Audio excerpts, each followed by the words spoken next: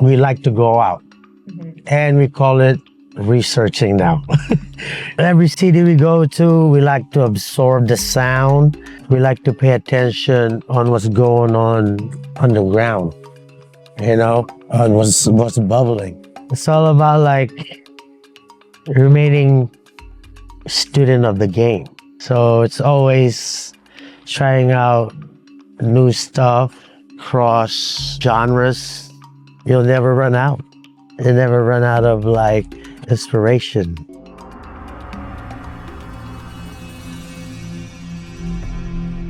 Apple, how are you today? Good. What's that? Okay naman. So I want to start this interview sort of just looking back at your history with hip-hop in particular, because you were born in the mid-70s, and that means you witnessed hip-hop slowly intercept the Philippines.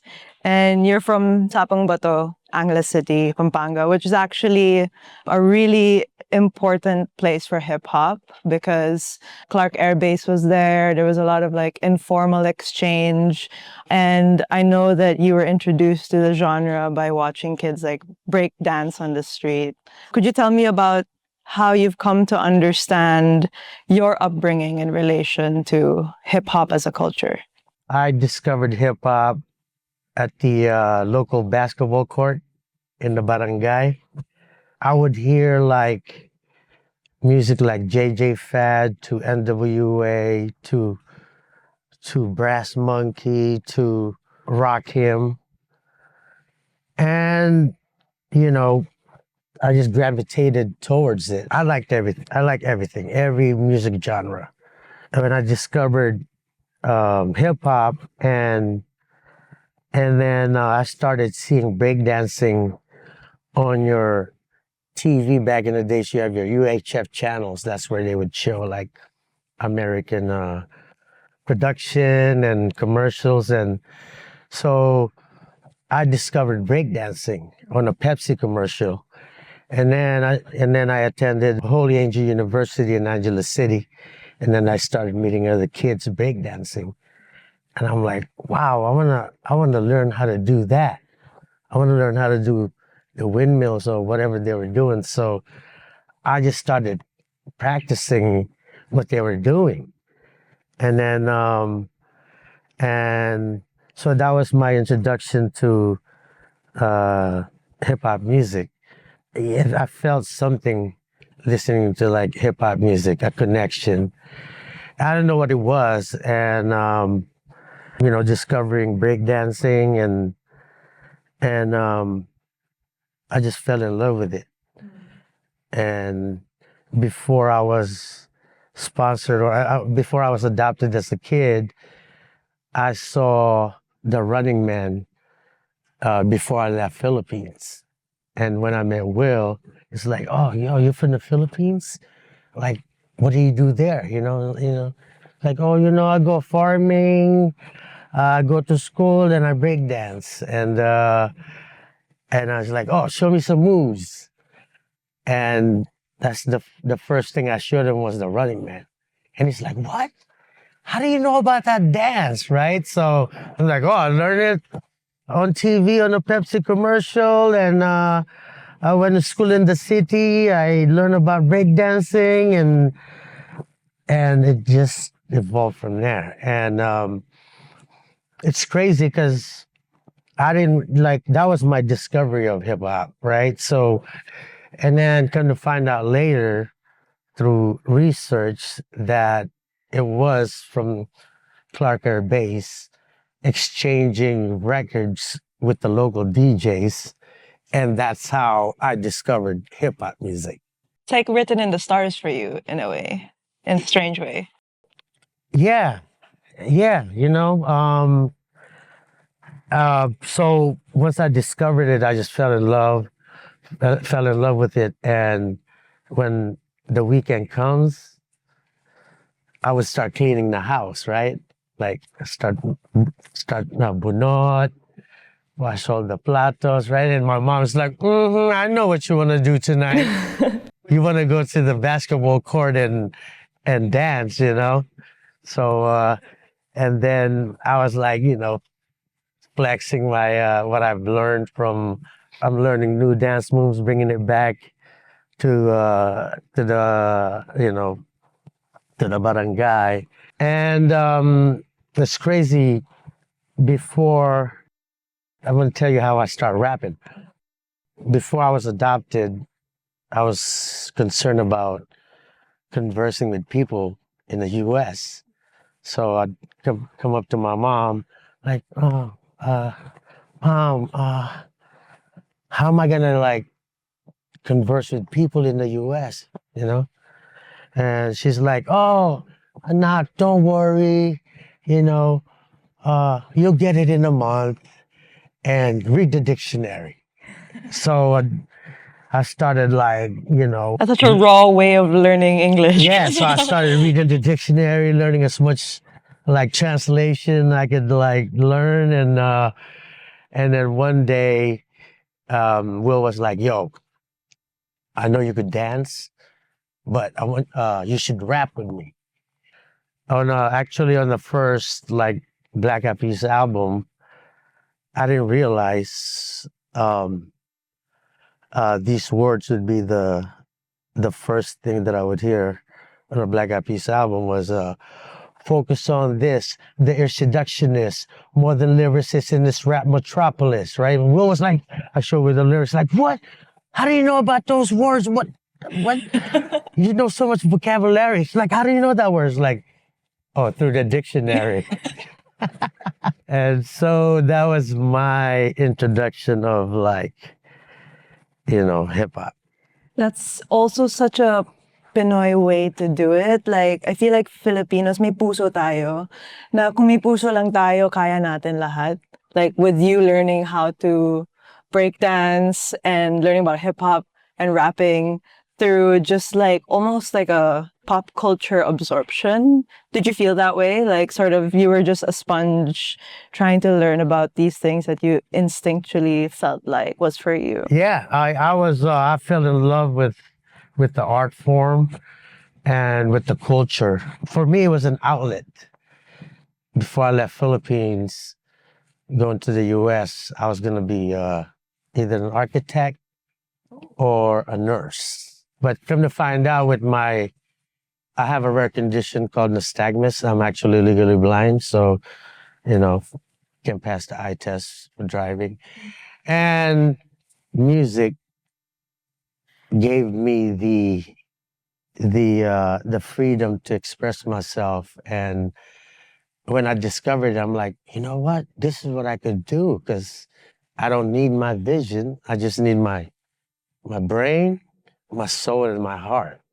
And I could function in life like a normal person with that. Sometimes you don't even need hearing because you can feel the beat. Yes. Yeah. Yeah. I mean, even deaf artists could distinguish the rhythm Exactly. and, feel it that way. And after high school, we're like, yo, let's go to fashion school.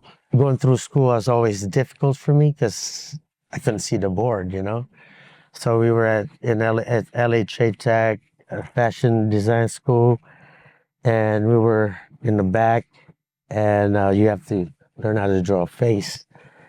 And then he saw me that I couldn't see the board, right? He just looked at me and he's like, yo, you just want to get out of here and make music? So, and then we walked out, never looked back, and made music from then. Right. That's so cool. It's always that, that Pinoy trait, You gotta be, resourcefulness. You can't go that way. And then you have to like make a right at some point to find another way. We're good at that. Super. I think that's one of my, You were part of a group called Atman Clan, which was signed under Ruthless Records, run by Eazy-E. And he sort of considered hip-hop royalty at this point because he was part of the NWA. What was it like working with him at the time? He was really open-minded. Like, for a gangster guy, he was open-minded and very, like, business-minded as well, So he discovered us at this club called Ballistics, and took a meeting, and he just took a liking in us, you know? It's like, yo, these are my rapping niggas, you know? It's like, and then he would invite us to his gangster function to make us perform, right? And we're like rapping about water, like people throwing bottle caps at us, gangsters are like throwing bottle caps, and we're like, they don't really like us. Like, no, don't worry about them there, you know? Do your thing, you know? Love that.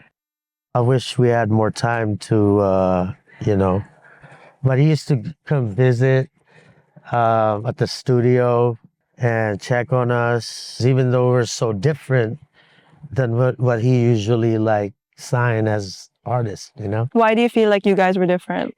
Back in the days, like during that time, West Coast was predominantly like gangster music. We're a hip hop band, so we're inspired more by like Tribe Called Quest, De La Soul, Boogie Down Production, Rakim, you know. So we're more heavily influenced by. He saw that like that we were able to freestyle.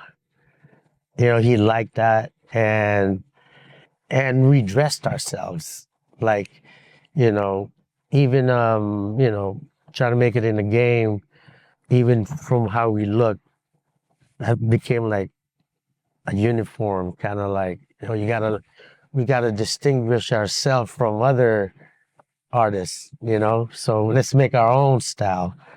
And so I think he saw that in us, you know, to make us perform at his functions and being booed and bottle caps thrown, and that didn't discourage us, you know. Clearly. And that didn't discourage us. So I think that's what he saw in us. Will, he's from the ghetto, and I'm from the other side of the country from the ghetto. Mhm. And I think he saw that bond of like friendship and as a group, because he's from a group as well, you know, NWA. So I saw that brotherhood. Could you tell me about your sort of dynamic with Will? You guys go way back in the group dynamic in the Black Eyed Peas. Could you tell me like sort of what, not the roles, but like how you guys work together? So there's you, there's Taboo, there's Will, but then there's also J-Ray and Fergie. So like, how does the synergy work between all of you?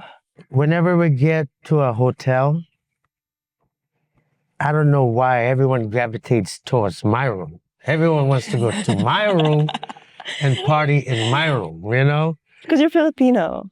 I think, you know, I think that's what it is, you know, because I'm like, I don't like being alone. I like to be with people all the time. Okay. And I think you're right. You know, Will got the biggest room, right? I've got the okay room, but he wants to be in my room and hang out in my room. Taboo, everyone would a party in my room, you know. I'm like the bridge, you know. And then Will's the, you know, the leader. I'm this guy, and then Taboo. And then of course, Fergie is, you know, our sister. And on our previous album, you know, when we were trio, we always try to like find that dynamic, you know. I'm like, oh, after a while, you're like, man, three guys rapping, too much testosterone, you know. You need to balance it out.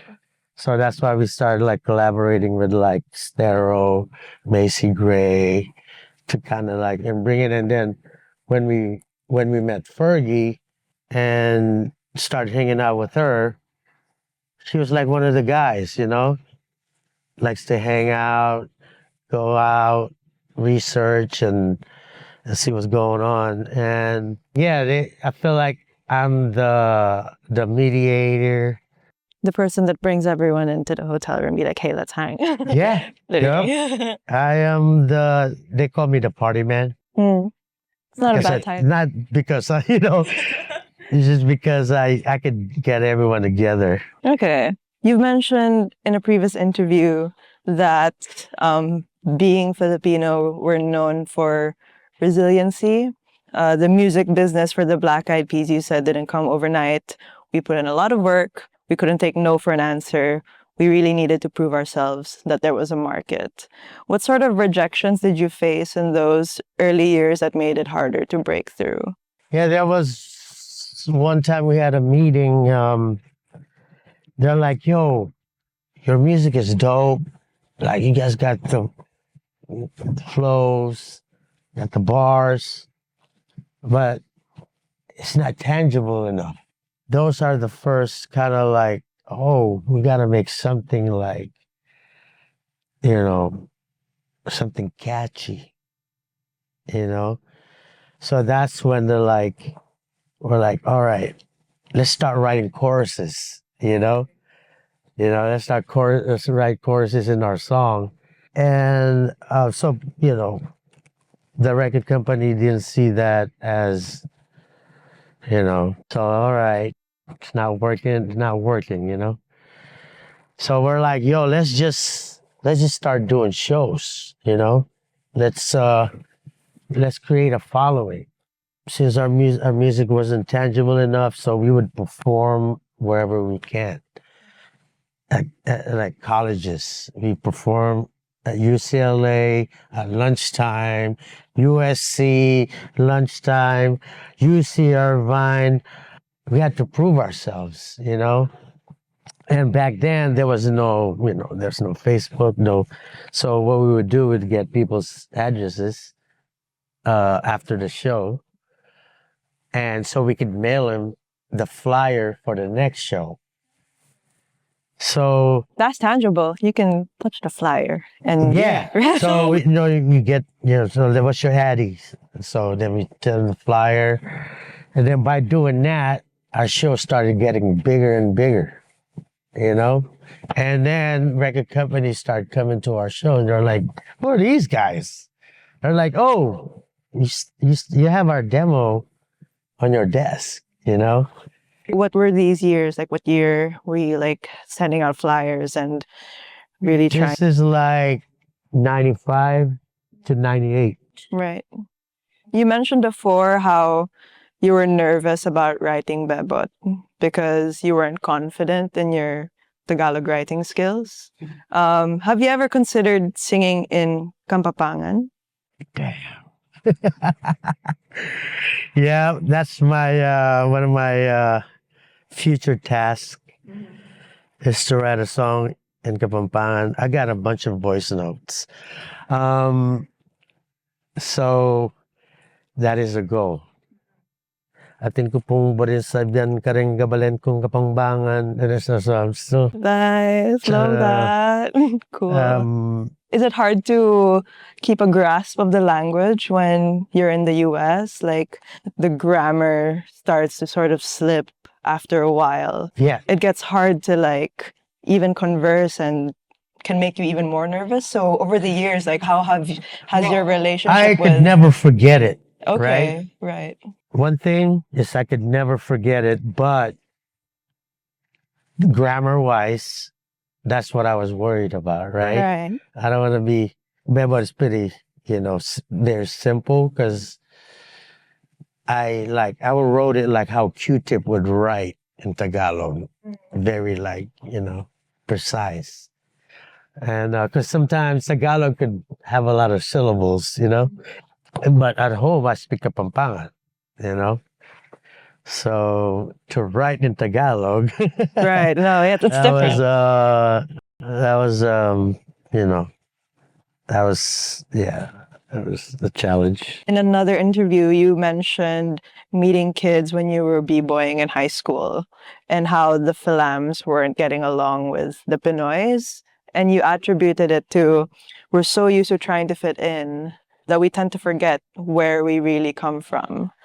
When you look back at your life, like how has that journey of negotiating your own Filipino identity been like for you? My experience outside of the Philippines and meeting other Filipinos, I was questioned why am I hanging out with the fobs, fresh off the boats, by the Philams, you know? Like, oh, why are you, you know, because I hang out in both worlds. I'm like, why do you hang out with them? I'm like, they're Filipinos, you know, just like I hang out with you, you know? And I'm also fresh off the boat, you know? I'm just fabulous. I'm just kidding. Exactly. True. What I didn't understand was the gang situation that was happening in the Asian and Filipino community, you know? Like, I didn't understand. I'm like, I came here to create an opportunity not to fight my brothers, you know, my kabayans, you know? So I didn't understand that.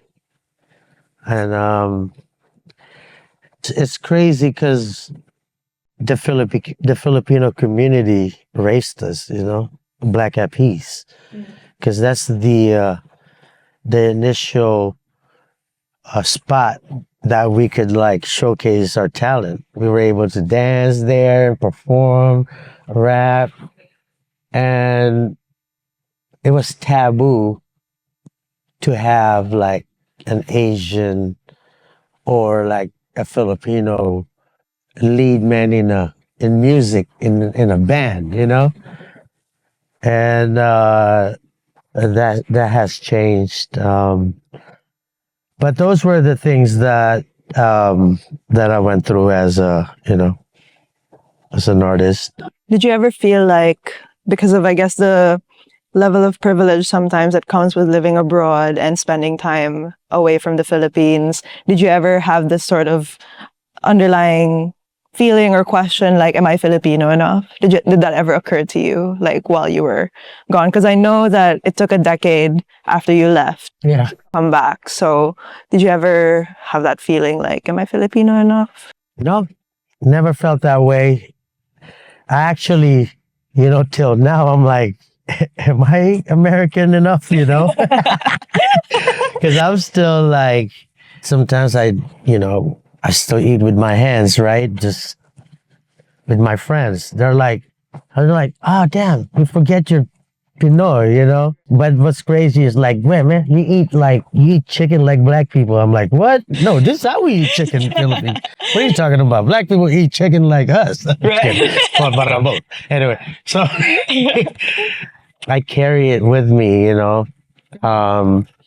like baon, you know, everyone's make fun of me. Like backstage, I start like putting things in bags and like You have a Tupperware ready. It's like, I'm taking it. They're like, yo, check Apple's pocket. I bet you he has some food in there. You know? Some food So wrapped that's in like tissue. a Filipino trait. So other than like being like fluent with our language, that's the only time I feel like, you know, self-conscious, you know? Right. But like inner DNA, all Pinoy all day, you know? Nice.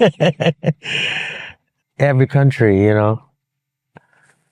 Like, Will's like, yo, wave to the left, because I can't see the flag. So it's like, wave to the left. There's a Filipino flag there, you know? Like, it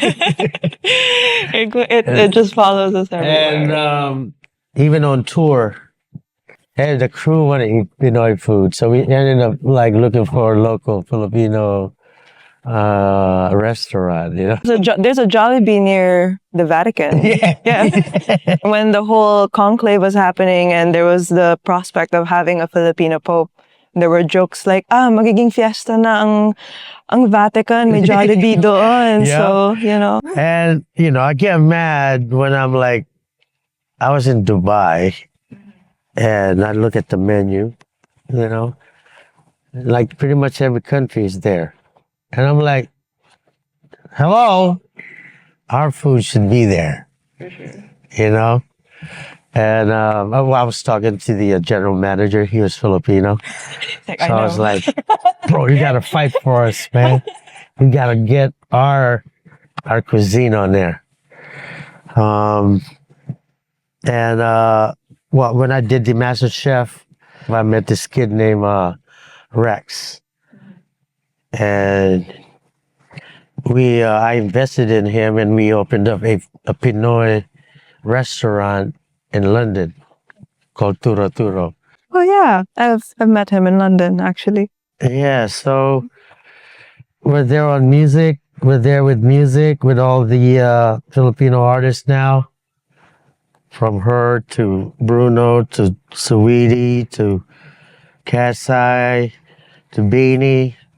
Let's go. It's about that time, you for know? sure. So I want to talk about, I guess, how the sort of place that the Black Eyed Peas has in the Filipino consciousness, because you guys have created this career out of pushing the boundaries of music, and you always had that sort of foot into the future of music. But in the Philippines in particular, like, Filipinos are very nostalgic people. And I think the Black Eyed Peas is remembered through that lens very often. So how do you deal with that? Like, do you guys lean into nostalgia, or do you guys try to actively escape it? Like, how do you negotiate that from a music perspective? Well, I think nostalgia comes from really focusing on writing a good song. You know, for us, when Where's the Love, we didn't intend that song to be that big. We just wanted to write a song that meant something and what was going on during that time in our society. And it's tight all the way, beginning to end. And that's what we're concerned about, you know? And I think being creative and actually writing a song that would last through the test of time, you know, make it timeless, you know? So even when, like, we're very critical with our lyrics, I could say, like, in 1990, you know, it's like, you know, you can't say that. Right. That the song won't age well. Yeah, we focus on just writing a good song. Right. And it's crazy, like, Rocked Our Body surfaced, you know? Right. After like a decade of being out. And we're like, why is that? Oh, just like, because we just try to write a cool song and a good song. It's interesting that you bring up this concept of timelessness, because I don't know if there is really like a formula or an intuition that someone can have at the moment to know that this will be timeless. And as an artist, how can you tell when a new sound is about to break through versus when it's already riding a wave that's about to break? How do you like have that intuition to know what's timeless versus something that's like a pastiche? Well, one of the privilege we have is to be able to travel the world. We like to go out, and we call it researching now. You know, every city we go to, we like to absorb the sound. We like to pay attention on what's going on underground. You know, on what's bubbling. I'm like, all right, can we take that inspiration and translate it to this world? You know, right now I love Afrobeat right now, you know? So I'm in a research of, I'm like, I can use Afrobeat with Harana, like with those beautiful guitars, you know? So it's all about like remaining student of the game, paying attention to what's going on, listening to the kids, what they're up to. So it's always trying out new stuff and like cross genres, and you'll never run out. You never run out of like inspiration, you know?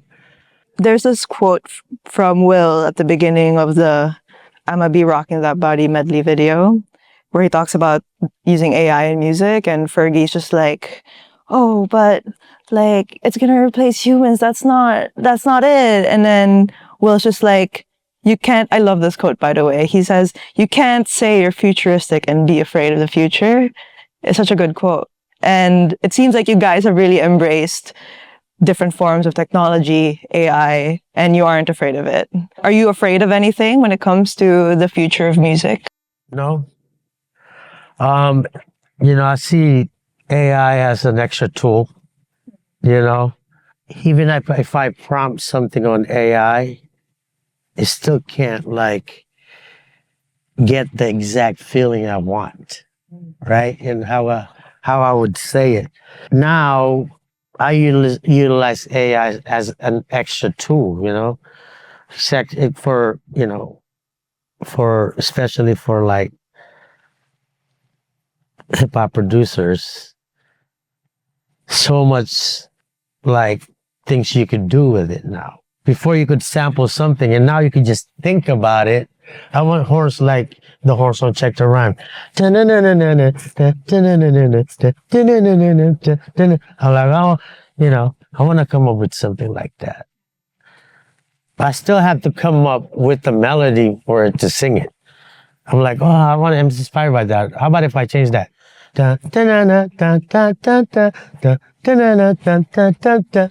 Instead of like me like digging for records to find that. It'll take me hours, right? Life's so busy too. And then I can just prompt that. But I still have to edit it and place it on the song. So stuff like that, I wouldn't rely it for a whole song. But like quick instrumentation, you have to use it as a part of your tools. But aside from AI, there's no fears in the future of music. No.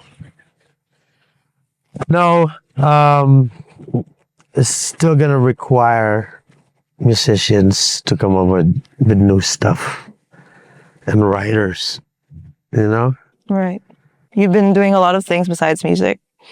You're actually a climate advocate, I would say, trying to address food security issues, agriculture, which is sort of full circle because you grew up farming with your family in Pampanga.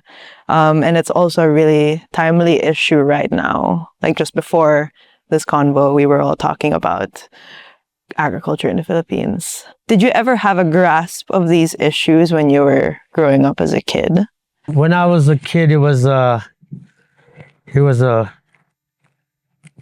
form of survival, right? From a farming family, and so I remember, like, when I would tend to the water buffaloes, you see me rolling, and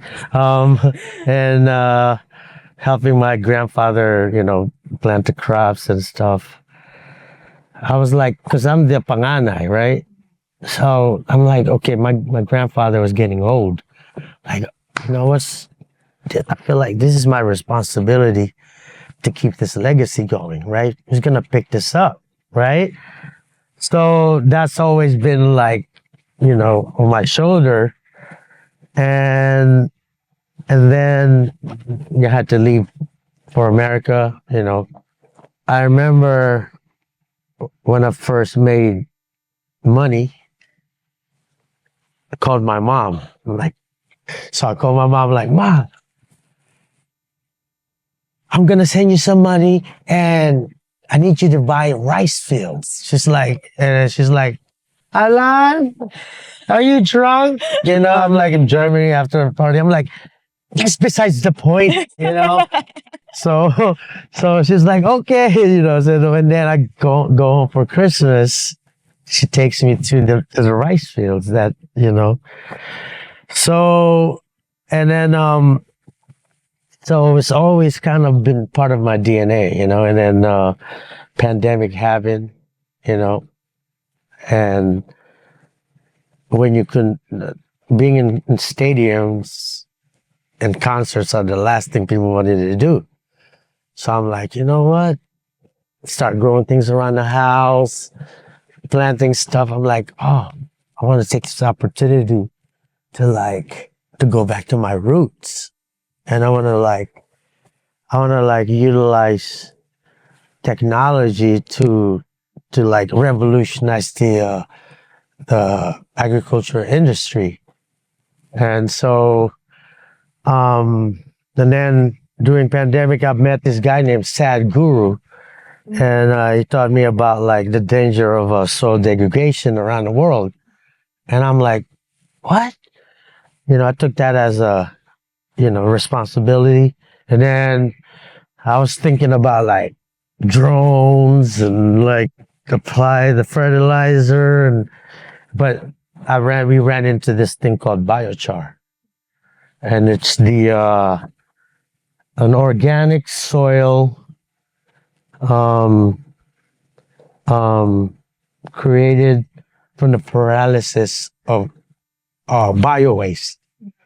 So, it's activated charcoal, and come to find out, like, the more carbon, the better biochar. So my team and I went to Brooks Point, and we saw mountains of like coconut husks rotting and being burnt to make space, and mismanagement of like, the value of the coconut and shells being thrown away.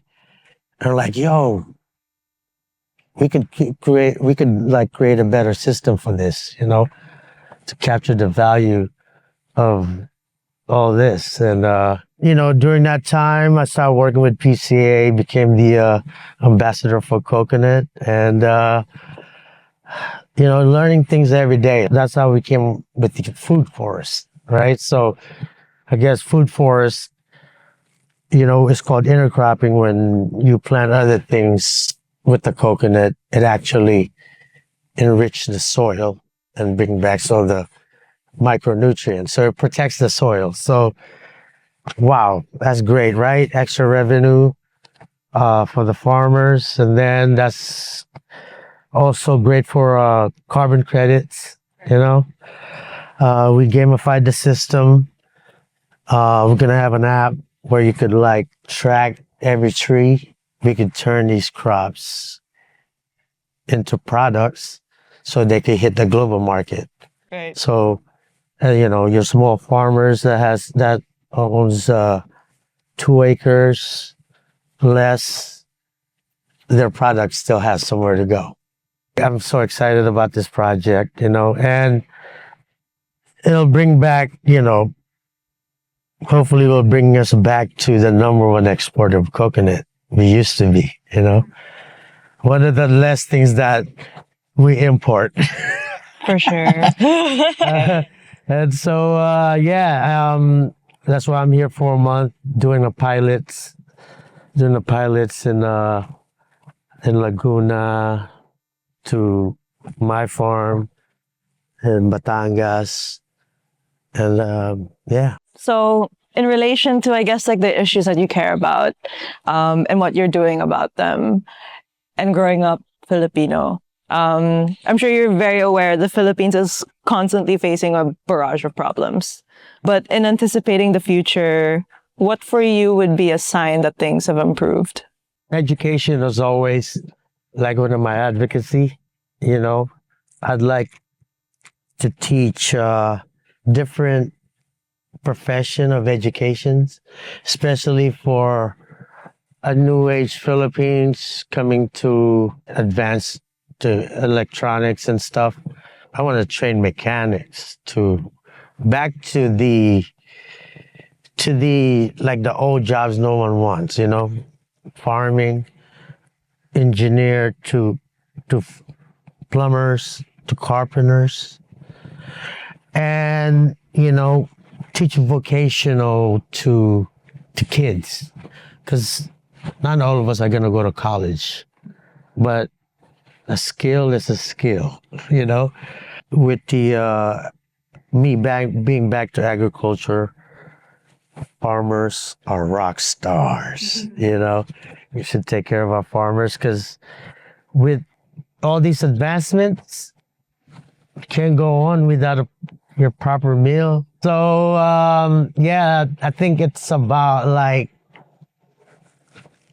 individuals to focus on our people, educate as much as we can. And that's one thing that I see could work because knowledge, education is a ticket out of poverty. Thank you, Apple, for such a colorful conversation. I wish you the best of luck and everything.